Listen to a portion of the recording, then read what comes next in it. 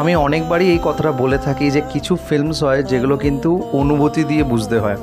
সেগুলো কিন্তু শুধু ফিল্ম হয় না, জীবনের একটা পাতা থাকে যেটা আমরা হয়তো অনেক মধ্যে দিয়ে গেছি বা আমরা সেই জিনিসটাকে ফিল করতে পেরেছি।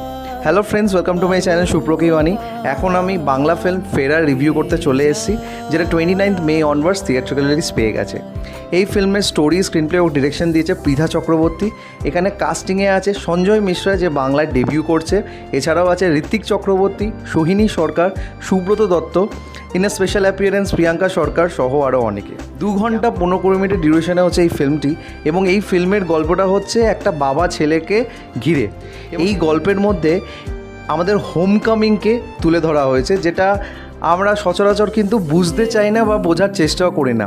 কাজের সূত্রে হোক বা কোনো পার্সোনাল এজেন্ডা নিয়ে আমরা লাইফে অনেকটা এগিয়ে যাই, এবং আমাদের ছেলেবেলা বা আমাদের যে একটা পারিবারিক যে আপব্রিঙ্গিং থাকে, স্পেশালি বাবা মায়ের সাথে, সেটা কিন্তু আমরা অনেক সময় ভুলে যাই। তো সেই জিনিসটাকে এই ফিল্মটা রিকিন্ডেল করার চেষ্টা করেছে।